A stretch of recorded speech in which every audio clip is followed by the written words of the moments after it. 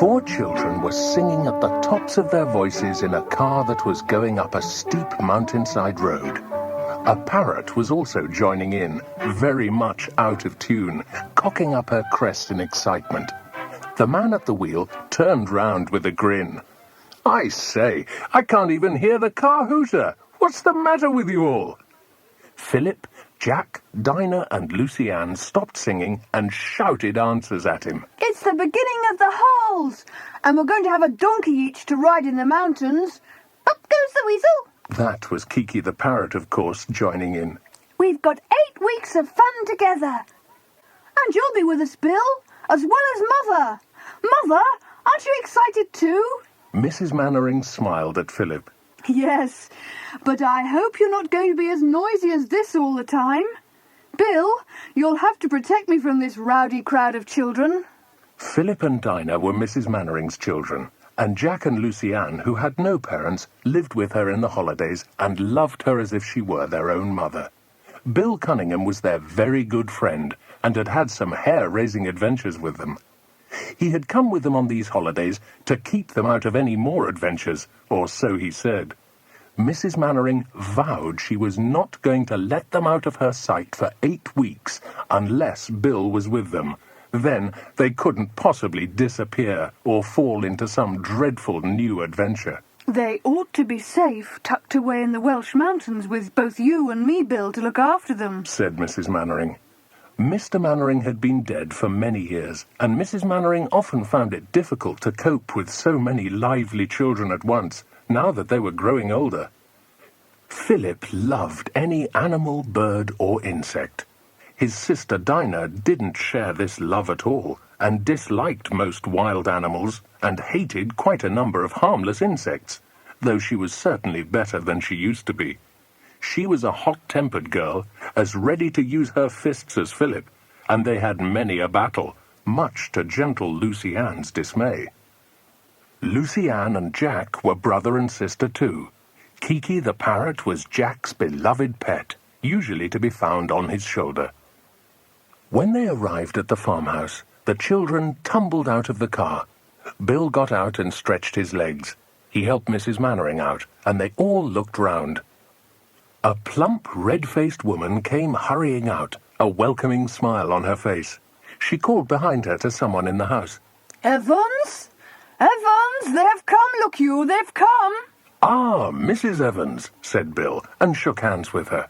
Mrs. Mannering did the same. A small man came running out of the house and came up to them too. "This is Evans, my husband," said the plump woman. "We hope you will be very happy with this, whatever." This was said in a pleasant sing-song voice that the children liked very much. Everybody shook hands solemnly with Mrs. Evans and her husband, and Kiki held out a claw as well. They all followed Evans. He led them to the farmhouse, and when the door was flung open, what a welcome sight met the children's eyes. A long, sturdy kitchen table was covered with a snow-white cloth, and on it was set the finest meal the children had ever seen in their lives. A great ham sat ready to be carved. A big tongue garnished round with bright green parsley sat by its side. An enormous salad with hard-boiled eggs sprinkled generously all over it was in the middle of the table. 2 cold roast chickens were on the table too, with little curly bits of cold bacon set around. The children's eyes nearly fell out of their heads.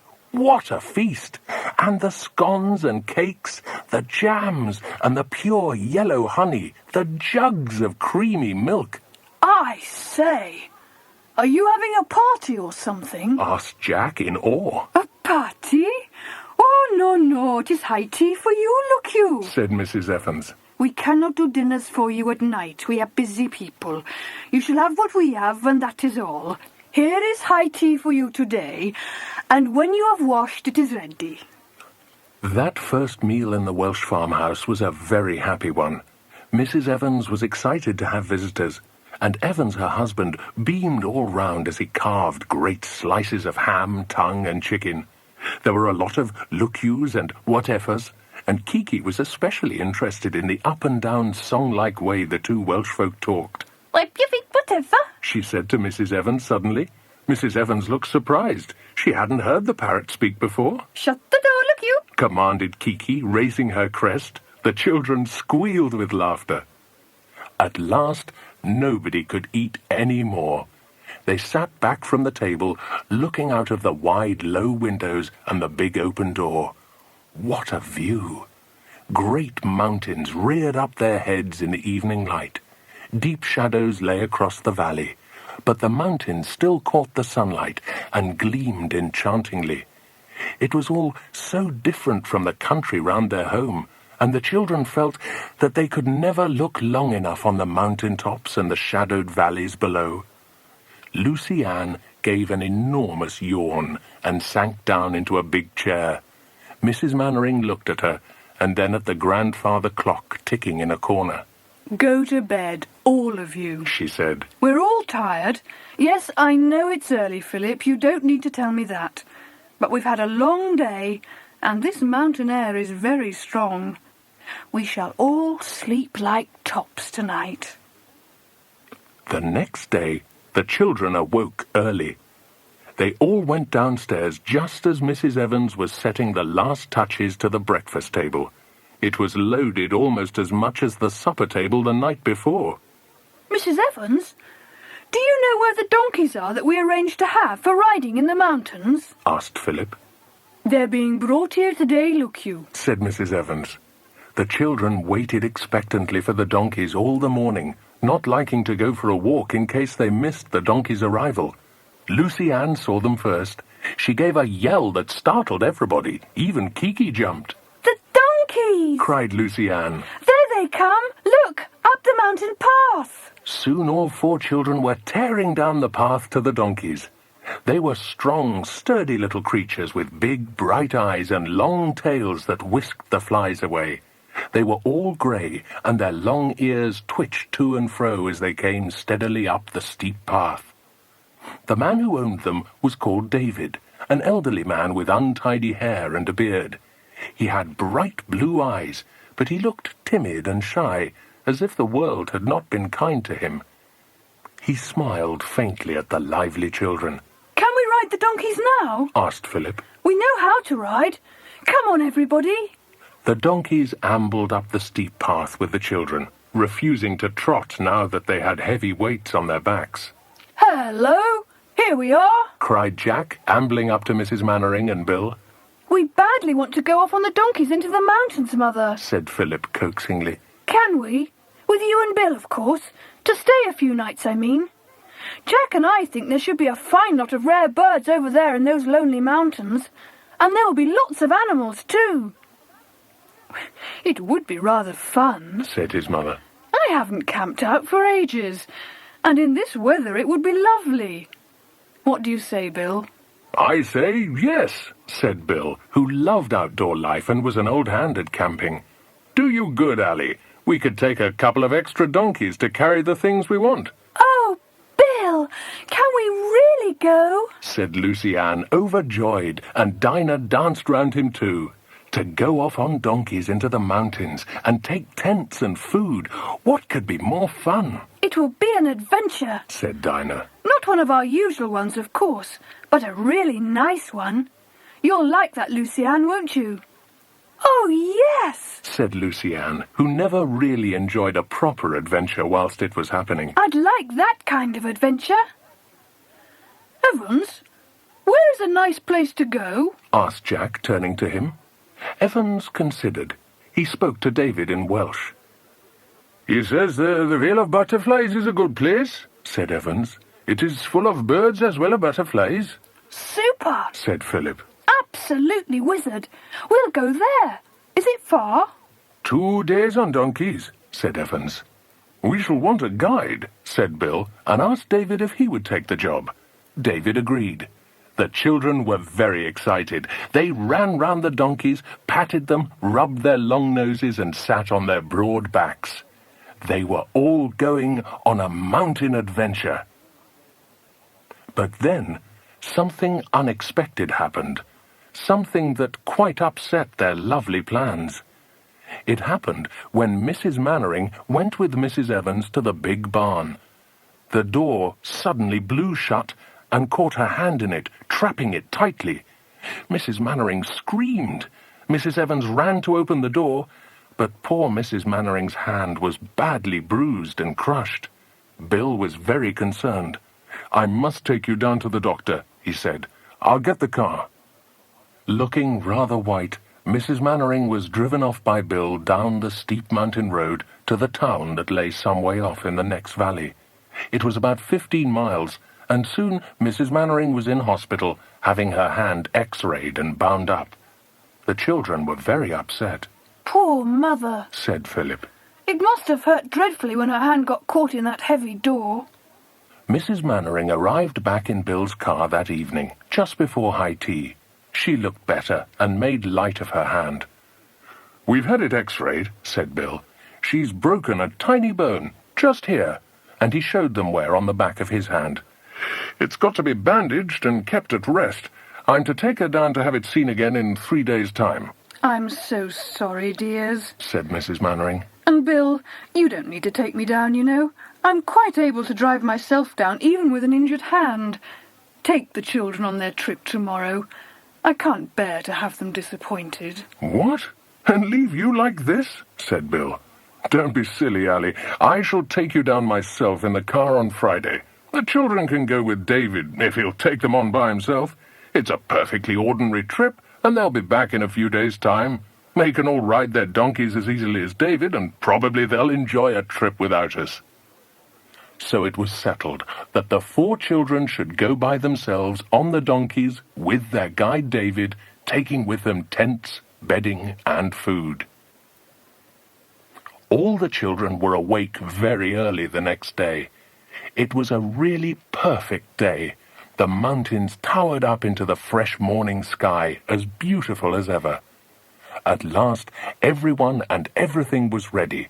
It had been explained to David that Bill and Mrs. Mannering could not come. David did not seem too pleased to think he was to go alone with the children. He looked rather alarmed, Bill thought. Poor fellow. Bill wished it was Evans who was going with the children, not David. Still, the children were used to camping out, and could be trusted to be sensible. "Goodbye," called everyone. "See you in a few days' time. Take care of your hand, Mother. Now we're off to the Vale of Butterflies. Goodbye, everyone." It was glorious riding there, so high, looking down on the valley far below. It was partly in the sun and partly in the shadow, for the sun was not yet high.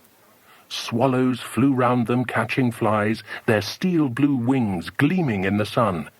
Kiki watched them out of her sharp eyes. She'd often tried fly-catching herself, but she knew she was not good at it. Anyway, flies didn't taste as good as fruit.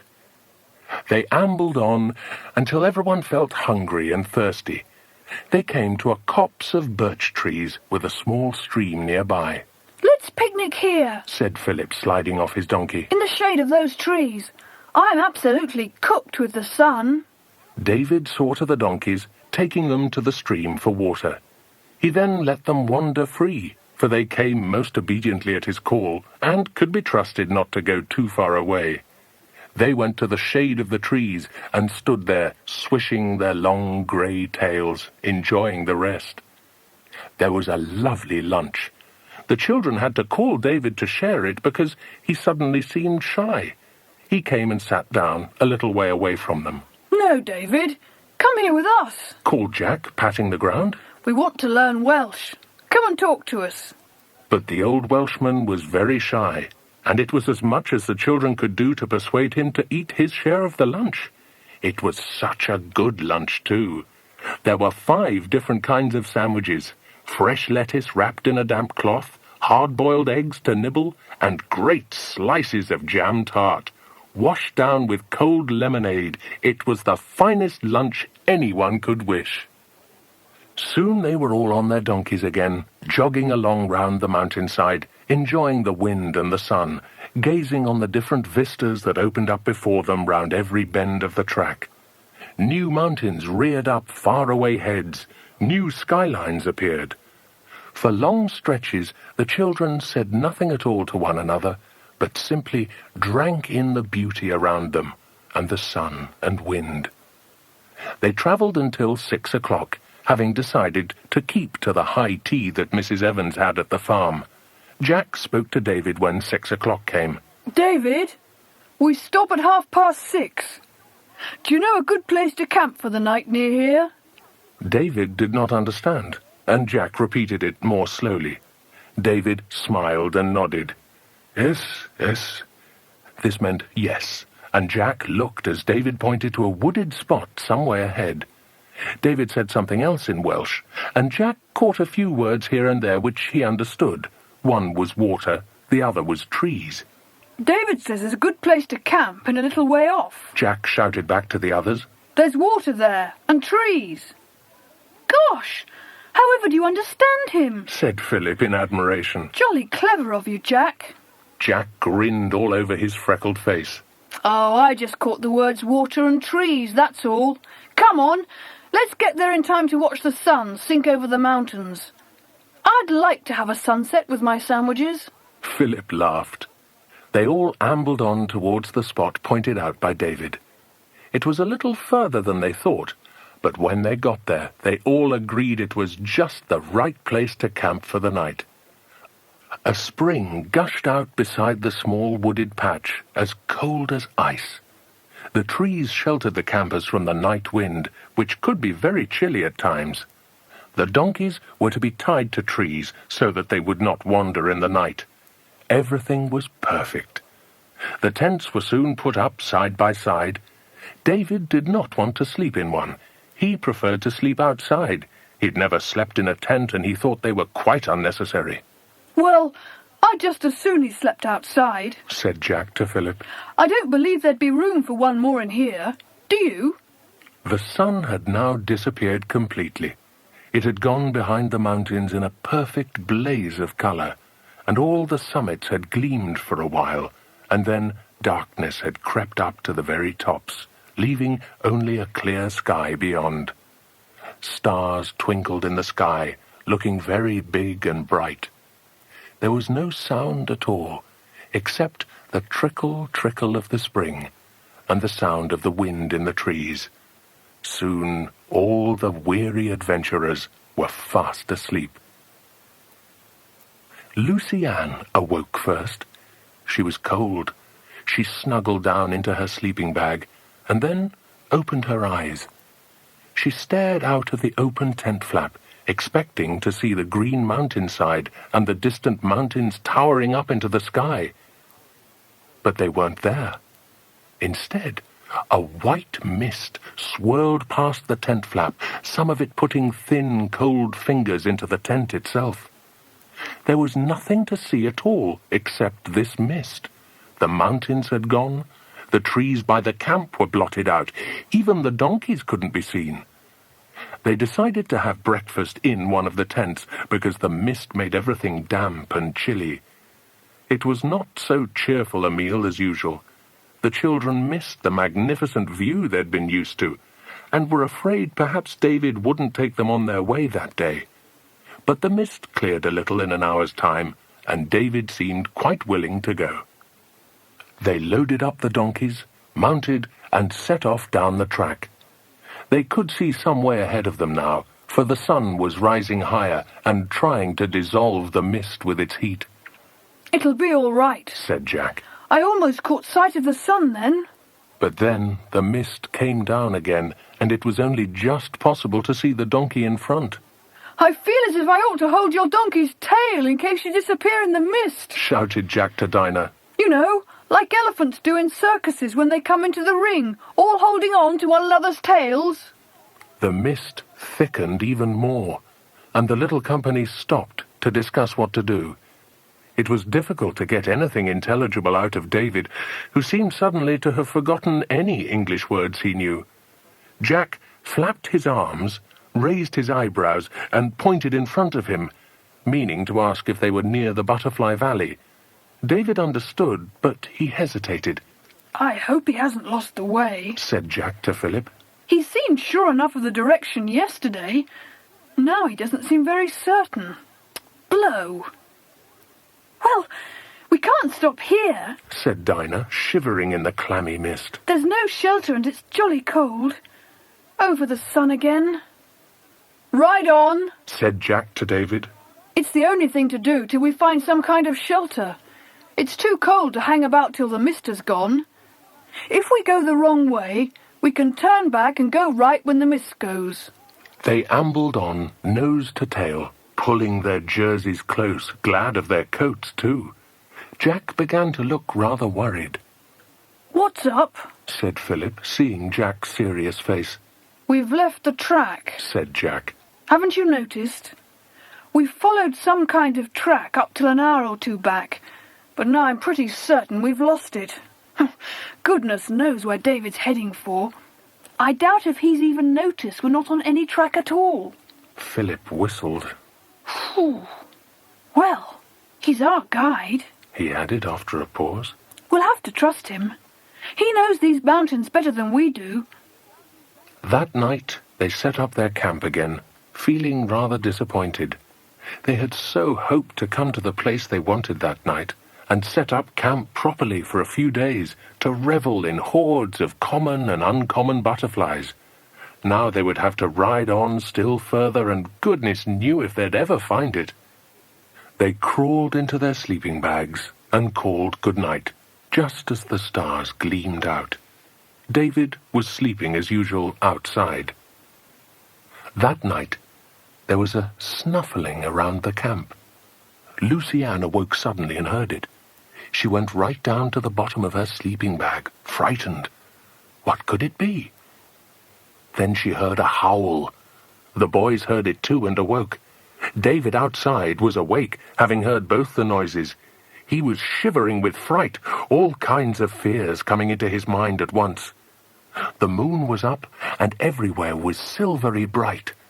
David sat up and looked down the hill. What he saw made his hair rise straight up on his head. Wolves! A pack of wolves! Another howl came, half a howl, half a bark, a horrible noise. David shot into the boys' tent and gave them a terrible start. He stammered something in Welsh, and then in English. "Wolves!" "Don't be silly," said Jack at once, seeing that the man was badly scared. "You've had a bad dream." David dragged him to the tent opening and pointed with a trembling finger to where the pack of snuffling animals stood, not far from the donkeys. The boys stared as if they could not believe their eyes. They certainly looked like wolves. Jack felt a cold shiver down his back. The only person who was not in the least scared was Kiki. She too had caught sight of the wolves. She sailed out of the tent at top speed to go and investigate. Anything unusual always interested Kiki. She flew above the animals, whose eyes gleamed green as they turned at her coming. "Wipe your feet!" screamed Kiki, and made a noise like a mowing machine cutting long grass. It sounded really terrible in the still night air of the mountainside. The wolves started in fright. Then with one accord they all galloped away down the hillside into the night. Kiki shouted rude remarks after them. "They've gone," said Jack. "Gosh, were they real? I can't understand it." Daylight was almost on the mountain. The boys were looking out of their tent, down the hillside to watch. There was no sign of any wolf now. Suddenly, something happened. David, who was taking the donkeys in a line to the stream, gave a terrified yell and fell to the ground, covering his face. The boys, holding their breath, thought they saw something moving in the bushes, but they couldn't see what. David gave another yell and got to his feet. He mounted a donkey and rode at top speed up to the tent. "Come!" he cried in Welsh, and then in English, "Black! Black! Black!" The boys had no idea at all what he meant. They stared at him in amazement, thinking he must have gone mad. He made a violent gesture to them, pointed to the following donkeys as if to tell the boys to mount and follow him, and then galloped off at breakneck speed. They heard the hooves of his donkey echoing on the mountainside for some time. The other donkeys looked doubtfully at one another, and then, to the boys' dismay, trotted after David. Hey! Come back, David! Yelled Jack, scrambling out of the tent. Hey! Hey! One donkey turned and made as if to come back, but he was pushed on by the others behind. In a trice they had all disappeared, and the sound of their hooves grew fainter and fainter as they galloped away after David and his mount. The two boys sat down suddenly. They felt faint. Jack turned pale. He looked at Philip and bit his lip. Now they were in a terrible fix. They said nothing for a moment or two, and then the girls' two scared faces looked out from their tent. What's happened? What's all the yelling? Was that David galloping away? We didn't dare to look. Yes, it was David, running away from us, and all the donkeys have gone after him, said Philip bitterly. We're in a pretty fix now. It wasn't long before Dinah suggested having something to eat.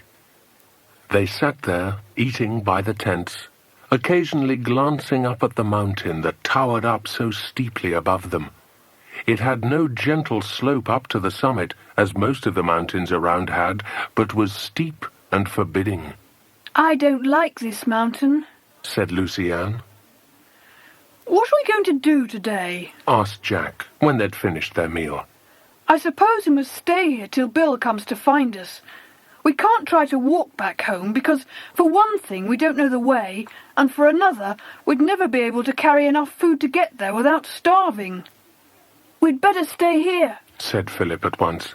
It's 10 chances to 1 David will know his way back here all right, and can bring Bill and the donkeys. Whereas, if we start moving about, they'll never find us. Yes, it does seem the most sensible thing to do, said Jack. We've got our camp here, tents set up and everything, so we might as well make the best of it and enjoy the camping.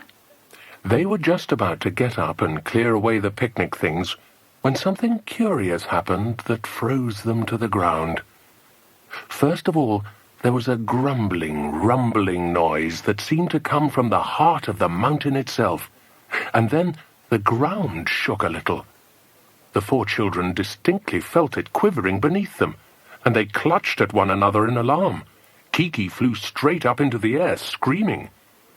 Eventually, there were no more rumblings, and the earth beneath them stayed still. What in the world was that? Said Philip at last. Nobody knew.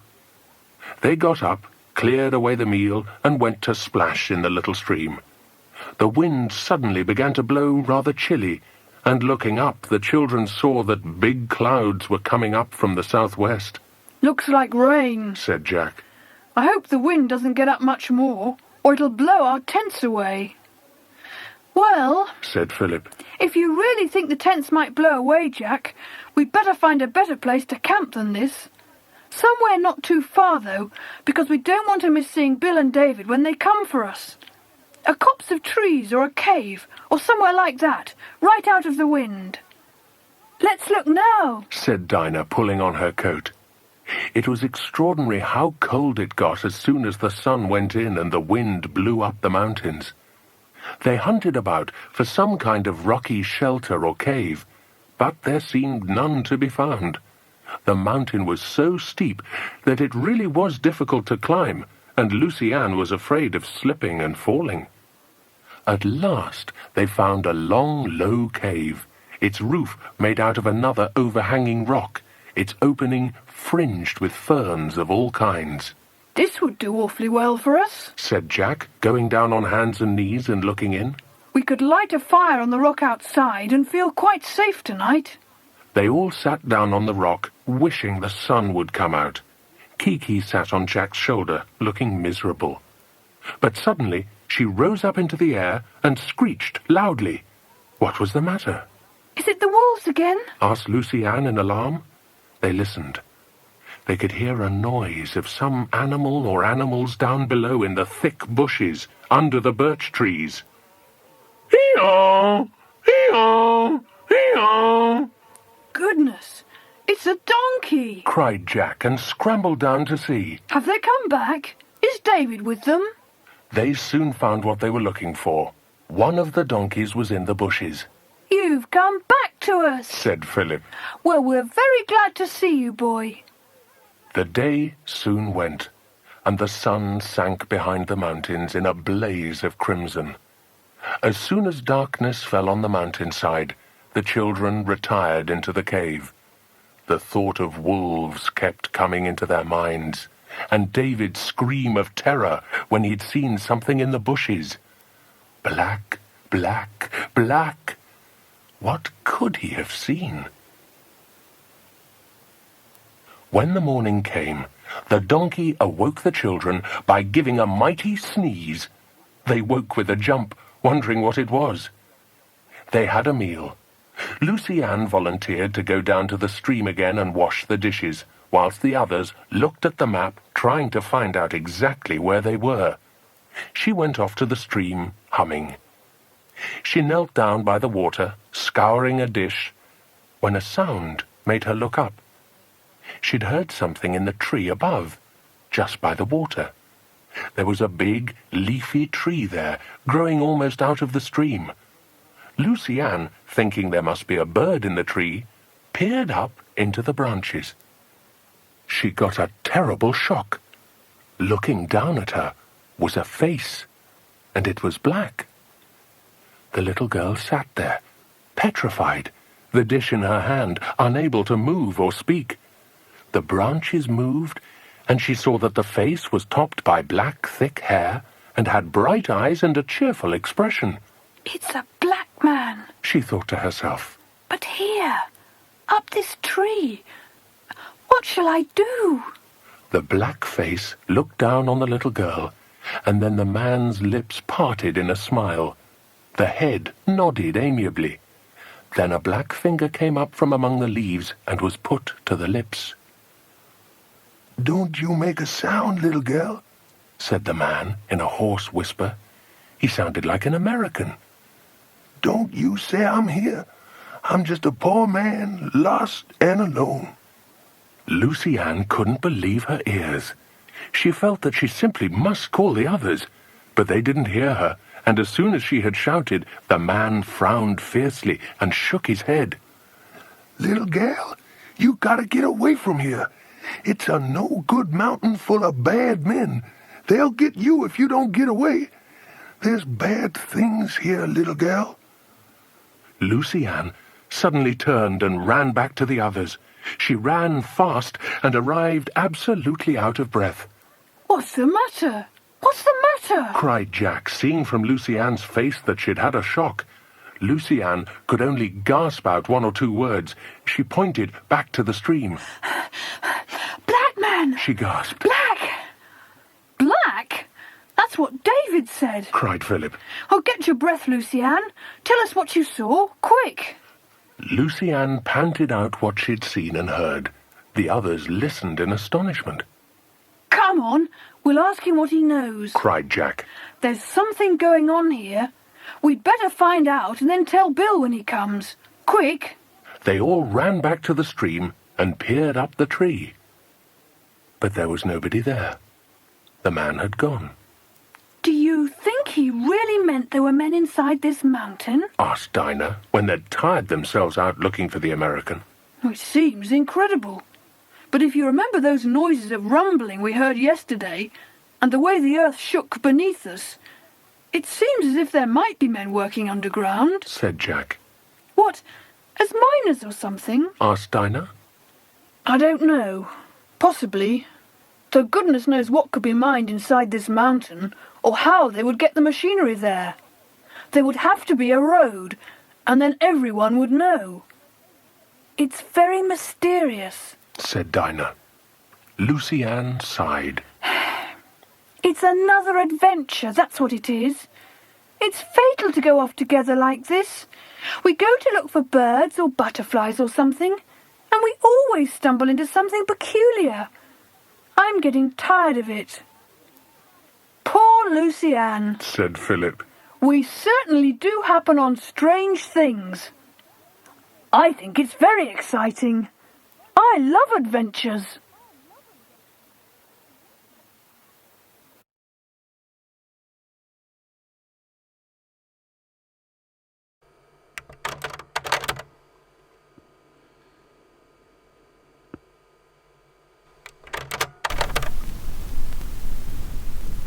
They decided to go for a walk that evening. They would leave the donkey tied up to a tree by the stream with a note on his harness to say they would soon be back, just in case Bill came when they were away. They went off together, Kiki on Jack's shoulder. Then quite suddenly, a hullabaloo broke on their ears.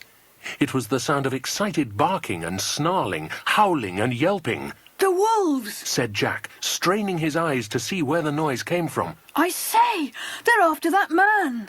There came the crashing of bushes and twigs far away from them on the mountainside, accompanied by more howls and barks. Then the children caught sight of a man running across a bare, stony part of the mountainside about half a mile away. A pack of animals poured after him, but they weren't wolves, they were dogs. The children watched without a word, their hearts beating fast, anxious for the man to escape. They realized he was Lucy Ann's black man. He came to a tree and flung himself up it just as the first dog reached him. He pulled himself up and was lost to sight. The dogs surrounded the tree, clamoring loudly. Lucy Ann gulped. Tears ran down her face. She felt so sorry for the hunted man that she could hardly see through her tears. The others watched grimly. Then another man appeared, walking leisurely across the mountainside toward the tree and the dogs. On the crisp air of the mountain came the shrill sound of a whistle. The dogs at once left the tree and trotted back to the man. He stood not far off the tree and evidently gave orders for the man to come down. But nobody came down from the tree, so he turned to go back the way he came.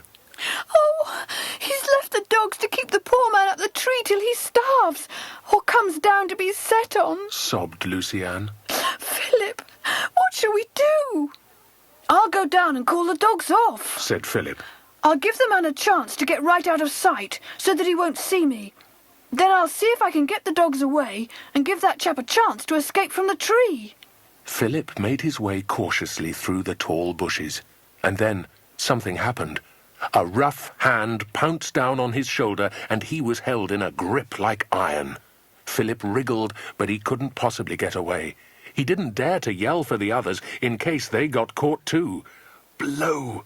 Why hadn't he waited longer before going off to the black man's rescue? "You'll come with me now," said the man. "You've seen too much." Just then there came a yelling and shouting from the tree. Evidently the runaway had given in. The man, still clutching Philip by the shoulder, went towards the tree. He took a whistle from his pocket, and the dogs at once left the tree and came to him. The poor man came down in such a hurry that he half fell. The procession of humans and dogs filed off up the mountain. From where Jack, Lucy Ann and Dinah watched in amazement, it looked as if they walked right inside the mountain. The children watched as Philip disappeared from sight.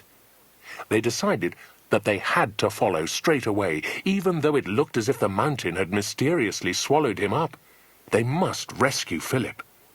The children set out to find this mysterious entrance to the mountain. After a long walk, they thought they were at the spot where Philip had vanished. They reached it and looked up at the mountain. It towered up steep and sheer. Nobody could climb that. "Now where were the others when they disappeared?" said Jack. "About here, I think." He led the way to an uneven slab of rock. Hanging down in front of it, over the rocky wall, was a thick curtain of greenery, half bramble, half creepers of some kind, all matted together. The children thought this mass of green was actually growing on the wall, in the same way that many other little plants and ferns grew. It was only when the wind blew strongly and the curtain-like mass swung backwards and forwards a little that Lucy Ann guessed it wasn't growing out of the wall, it was hanging down, covering it. She caught hold of it. It swung back. "Look," said Lucy Ann. "this is a kind of curtain, Jack. And look at the big crack in the wall behind." "Gosh, yes. They must have all gone quickly behind this curtain of creepers," said Jack. All three passed easily behind the swinging curtain of creeper and bramble. They could slip through the crack without any trouble at all. Once through it, they found themselves in an immense cave.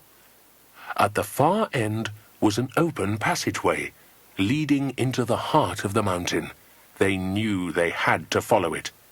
So on they went, down the passage, into a vast hall-like cave, into another passage, and then, to their great surprise, they came to a most amazing place. It was like a vast laboratory, a workroom set in the heart of the mountain. It lay below them, and they had to lean over a little gallery to look at it. What is it? Whispered Lucy Ann, awed at the amount of curious things there. There was no enormous machinery, only a vast network of gleaming wires, great glass jars standing together, crystal boxes in which sparks and flames shot up and down, and rows upon rows of silently spinning wheels that shone strangely as they spun. The wires ran from these all over the place. In the middle of the workroom shone a curious lamp. It had many sides, and it glowed first one colour and then another. Sometimes it was so dazzling that the children could hardly look at it. Sometimes it died down to a faint red, green, or blue glow. It seemed alive, a monster eye that watched over everything in that secret laboratory. The children gazed, fascinated. There was nobody there at all. Everything seemed to work on its own, never stopping. The wheels spun round, the wires gleamed, and nothing made any noise beyond a very quiet humming. What's going on, do you think? Asked Dinah in awe. I haven't the least idea, Said Jack. but it's plain that it's something very secret, or they'd never do all this up here, in this lonely, inaccessible place. Atom bombs or something, do you think? Asked Lucy Ann with a shiver. Oh, no. You want enormous buildings for that. Said Jack. No. It's something very odd and unusual, I should think. Let's go. They wandered on and came to another extraordinary place.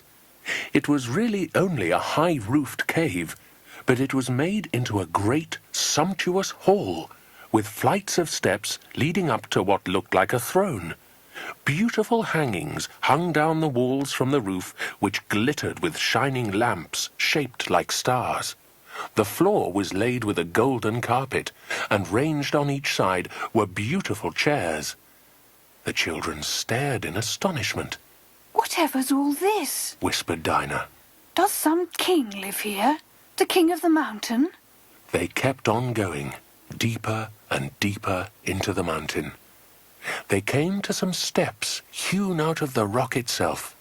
These led upwards rather steeply in a spiral. They came to a door set fast in the side of the stone stairway. It was a stout wooden door with great bolts on the outside. Then the children's hearts jumped as they heard a familiar voice. Who's there? Who's outside there? That's Philip. Said Jack. He knocked gently on the door. Philip, it's us. We're going to undo the bolts of this door. Philip's excited voice came through the door, eager and thrilled. Gosh, Jack, is it really you? Can you let me out? Jack shot the bolts back and opened the door. Jack, how did you get here? The black man and I have been shut in this strange place. Look, there he is over there. He sleeps most of the time. He's the one the dogs were after. Sure enough, there was the man, lying against the side of the cave, fast asleep. Come on, let's go, Philip. Said Jack. Don't let's waste a minute. We can tell each other everything when we're safely out of this extraordinary mountain. They all went to the door, and then Jack pushed the others back quickly. He shut the door quietly and put a finger to his lips. I can hear voices. So could the others, loud voices that were coming nearer their door. Would the owners of the voices spot that the bolts were undone? The voices came nearer and nearer, and then passed. Evidently nobody had looked at the bolts of the door. The children breathed again. Thank goodness. They've gone past, Said Jack. Shall we wait for a few minutes and then run for it? No. Wait till the men come back. Said Philip. I think they're only the paratroopers gone to the storeroom. Everyone stared at him. Paratroopers? Said Jack in amazement. What do you mean? Why should there be paratroopers here?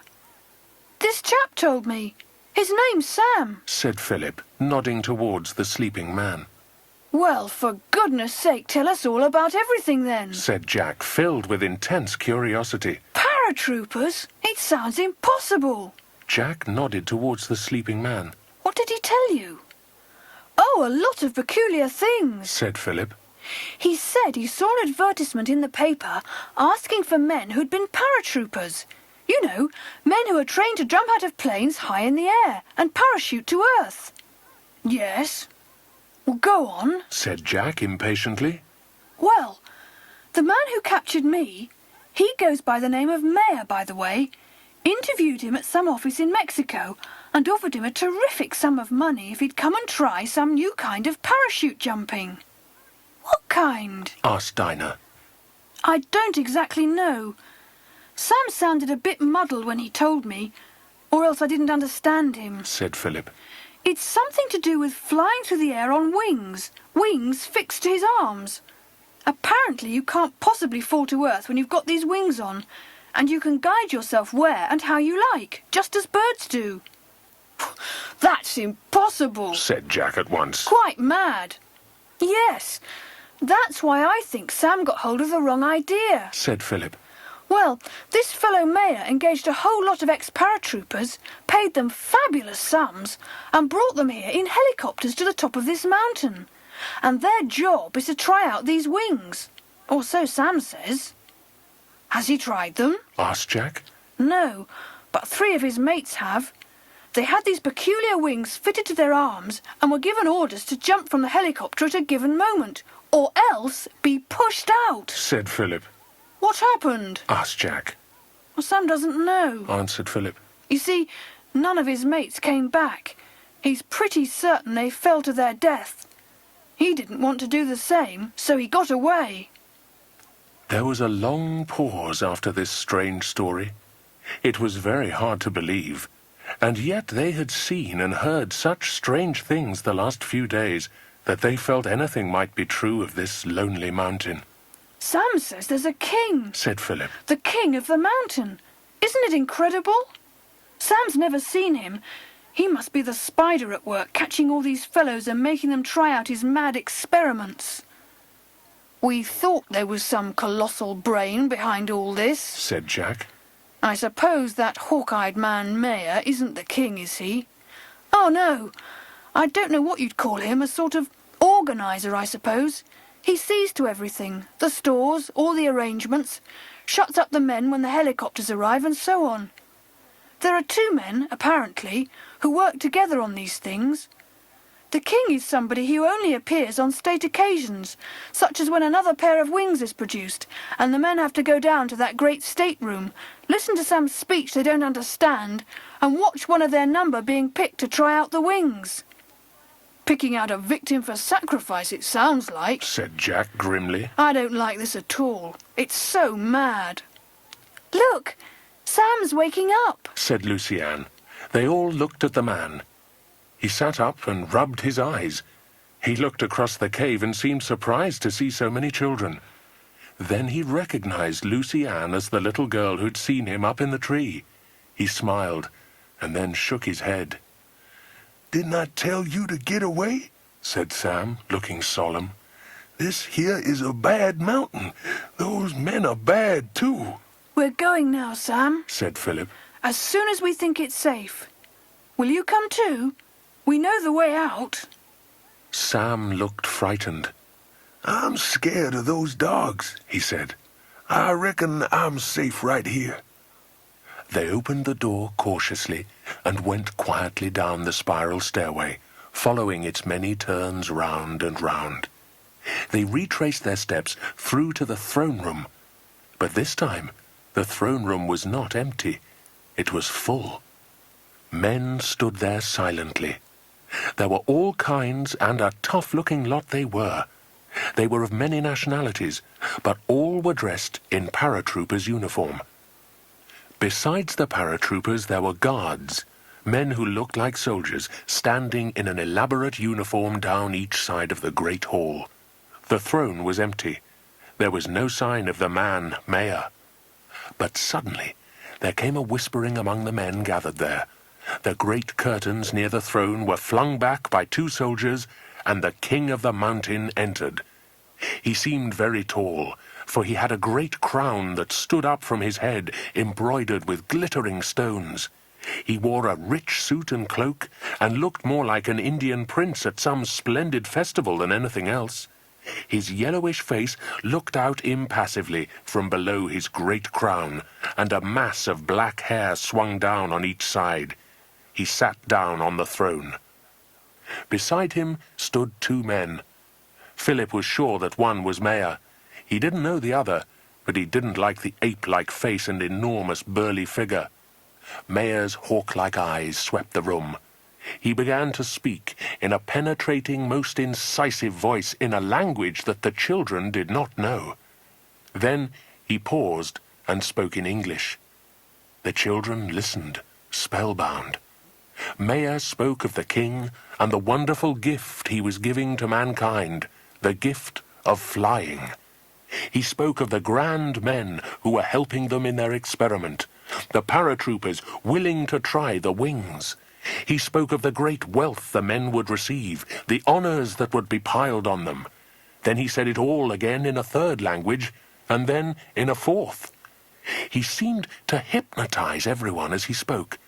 Jack could not help feeling that a lot he said was sheer nonsense, but he couldn't do anything but believe it whilst he heard it, and it was obvious that all the men there drank every word in, whether it was spoken in their own language or not. What a spellbinder, thought Jack. Then volunteers were called for.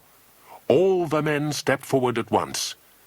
The king then rose and, apparently at random, picked out 2 or 3.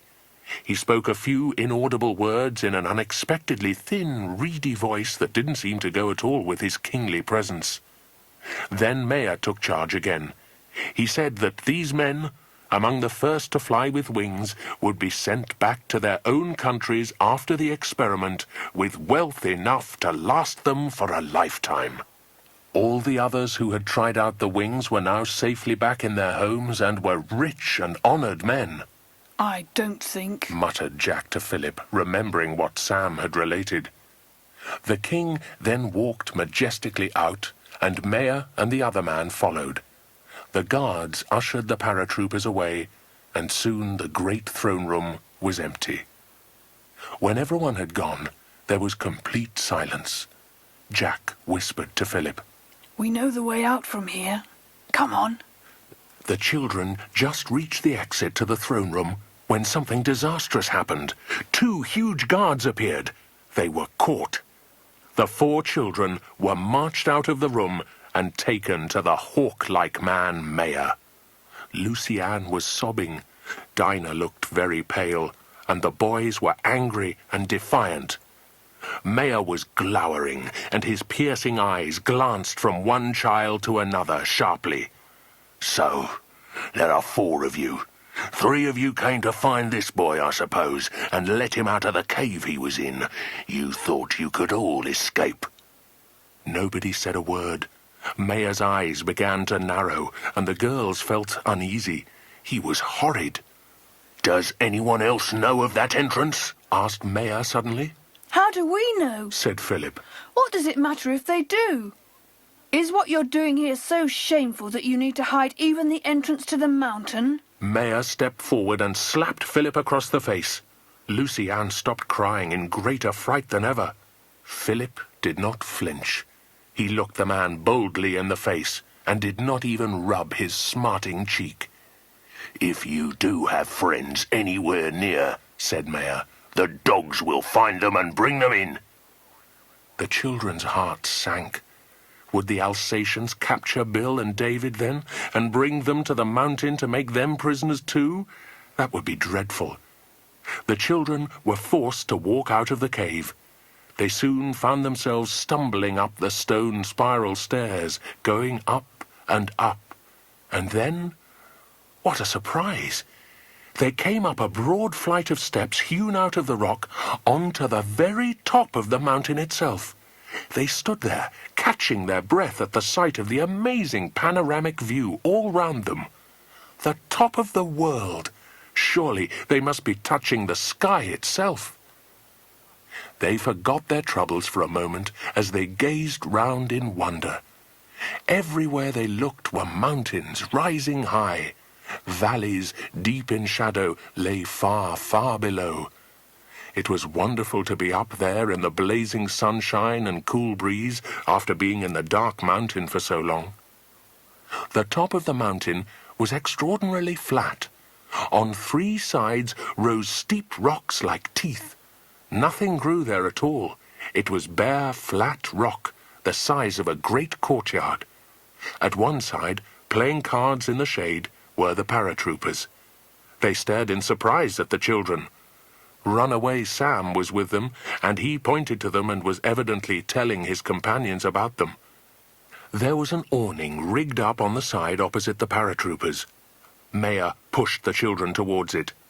"You will stay here," he said. "You will not talk to those men over there at all. You will not go near them. You are prisoners, you understand? You have forced your way in here, where you are not wanted, and now we shall keep you here as long as we wish." Suddenly, they heard a noise far away in the distance. They knew what it was. A helicopter. Was it coming to the mountain? The noise came nearer and at last sounded very loud. Look, there it is, said Jack, excited. See, going round the mountain a bit above us. The helicopter came down to the courtyard and stopped.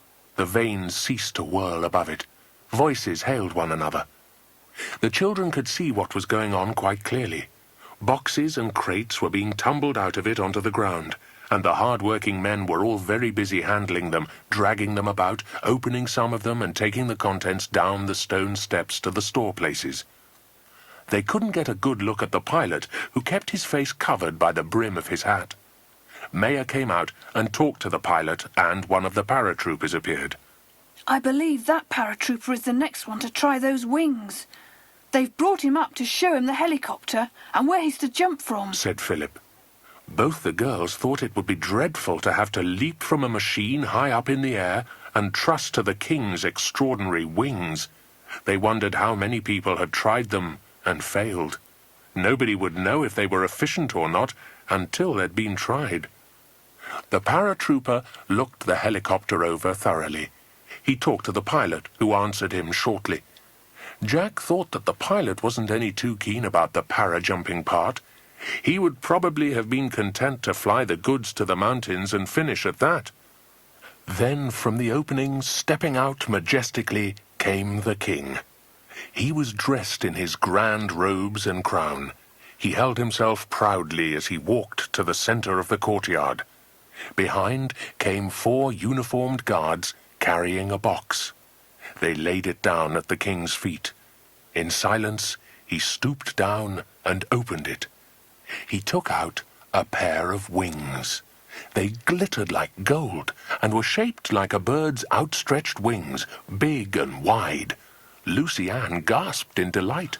Oh, look, Dinah, real wings. Aren't they lovely? The king was speaking to the amazed paratrooper. "These will hold you up when you jump. Press this button here as soon as you leap from the helicopter. Then you will find that you cannot fall. You will no longer feel the pull of the earth. You will be free and light as air. Then you may use the wings for guiding yourself, for planing, for soaring, whatever you wish." "Here, is this all I'm going to have to stop me from falling?" said the paratrooper.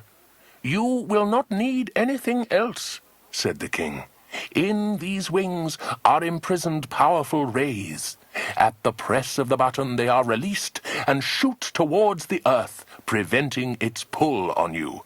You cannot fall.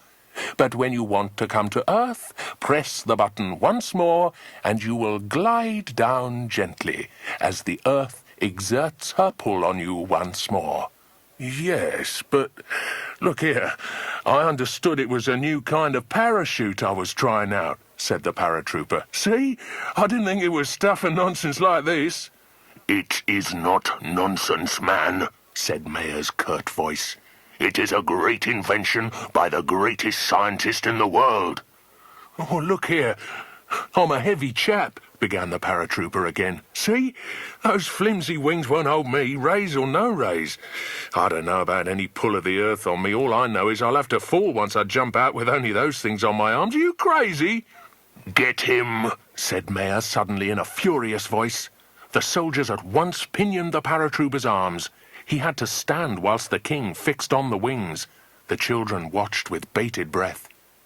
But the pilot now had something to say. He spoke in a drawling voice, clear and contemptuous. I think this fellow's too heavy. You better think again, boss, and get those wings made twice the size. I'm game for an experiment when there's a chance for everybody, but I reckon there's not much chance for a big fellow trying out those wings of yours. Do you mean you refuse to take this fellow? Said Mayor, white with anger. You're a new man, aren't you? You've got it right first time, boss, said the pilot, getting angry too. Try a little fellow. Mayor went up to the pilot as if he meant to strike him. That's right, said the pilot, who had not turned a hair. Don't try any funny business with me, boss. I know too much, and there's others will know too much too if I don't get back on time. He got into his machine. The pilot leaned forward and spoke again to Mayor, who looked as if he was on the point of bursting with rage.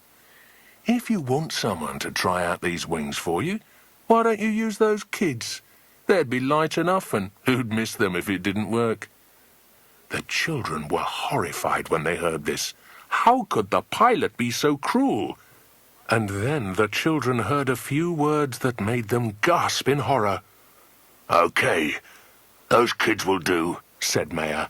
We'll put the wings on them, and they'll jump from the helicopter. Lucy Ann began to cry bitterly. Jack, Philip, and Dinah put their arms round her. They felt like howling too. He doesn't mean it, said Jack, trying to think of something really comforting. Don't worry. He only said that to scare us. They'd never make us do a thing like that. They didn't say it to scare us. They meant it. You know they did, sobbed Lucy Ann. What are we going to do? We've got to do something. You will be paid very, very well, said Mayor to the pilot. This time it'll be double the price because of our young jumpers. Right, said the pilot. I must be off. Get these kids and make them ready.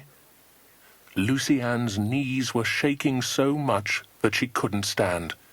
Philip felt calm, but rather fierce.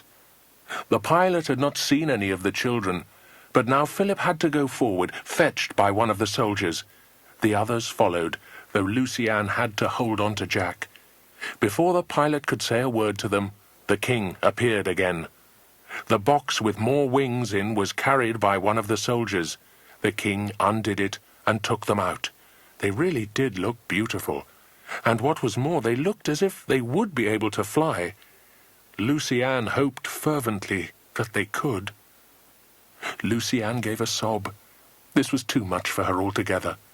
The pilot said nothing, but sat in the helicopter. The king showed no hesitation at all in letting the children go. Mayor watched grimly as the children, now wearing their wings, climbed into the helicopter. They had to be helped by one of the soldiers, for their arms were so heavy with the beautiful wings. Mayor did not admire their pluck in the least. Philip looked back at him mockingly. So long, he said, and raised one of his winged arms. See you later. Look out for yourself, Mayor. You'll come to a bad end one of these days. Mayor stepped forward angrily, but the helicopter's engine began to whir. The rotors went slowly round, gathering speed.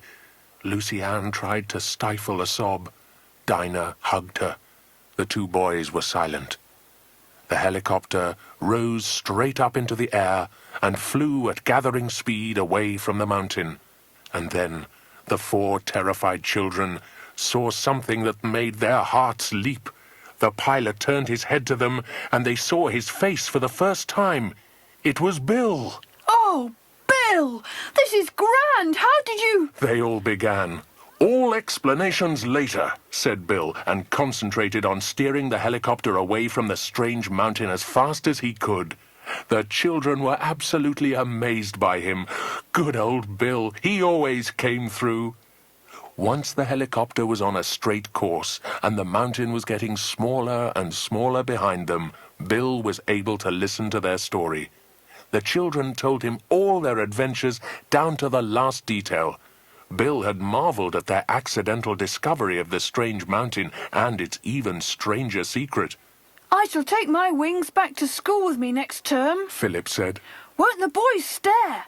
I bet some of them will want to try them. Well, all I can say is I should discourage anyone from jumping off the school roof or anything like that and trusting to these wings, said Bill dryly. What are you going to do about everything? Asked Jack. Well, the paratroopers will be sent back home. The soldiers will be questioned and also sent back. I have a feeling there's something strange about them, too. The king will be taken into safety, said Bill. I shall send 2 or 3 scientists to the mountain to let them report on what they find there. I shouldn't be surprised if they advise us to destroy everything in it. It sounds like the king has been meddling with dangerous things. With no one there to keep a guiding hand on them, there might be a vast explosion. It's a good thing we discovered it, isn't it? Said Lucy-Anne. A very good thing, said Bill. And it's an even better thing you left that note with the donkey. If it hadn't been for that, I'd never have found you. What happened? Asked Jack. I came along to find you, complete with donkeys, after David's rush home, said Bill. Instead, I found only the donkey and the note, which talked of very peculiar things indeed, and made me smell a very large rat. Go on, said Philip, interested. Well, I snooped round but couldn't find my way in through the roofless cave, said Bill. So the only thing to do was to start finding out about helicopters. If somebody could land on that mountaintop, then so could I. Good old Bill, said Jack. And then, said Bill, I found when I began making inquiries about all the helicopters in this country, who owned them and so on, that other people were also making inquiries about a few of them. Some of the helicopters had been flying off in suspicious circumstances. Nobody knew where. So the police were even then inquiring into the matter, and I joined them hotfoot. And what did you find? Asked Dinah. I found a young pilot who'd just returned from the mountain, said Bill. The police had a word with him, and he spilt the beans, as we say. Told us he was worried about paratroopers jumping without proper parachutes and so on. And so I took his place on the next helicopter trip, and hey presto, there I was, on top of the mountain. Oh, Bill, it was heavenly to see you, said Lucy-Anne. They got back to the farmhouse by dinner time. Mrs. Mannering ran out in joy. She had been very worried indeed. Mrs. Evans followed. Indeed to goodness, it's grand to see you, whatever. Oh, to think what you've been through, look you. As much danger as in wartime. Oh, it's glad we are to see you back. It's well they're looking too, said Evans in his up-and-down voice, beaming. And that bird, indeed she's funnier than ever. Whatever, look you, mimicked Kiki, also in a sing-song voice, and Evans went off into guffaws, imitated by Kiki. The two of them sounded so jolly that everyone else began to laugh too. Mrs. Evans, of course, had got another lovely meal ready for them all. What a lot there was to tell!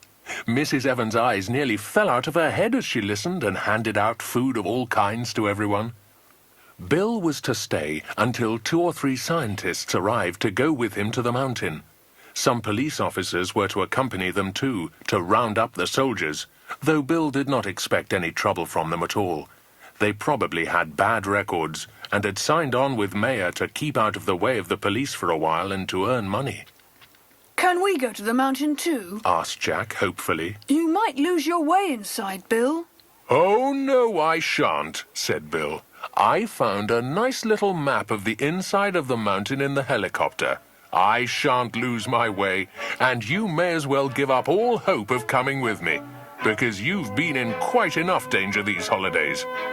I'm afraid if I took you with me, another adventure might blow up. I never saw such children for smelling out adventures.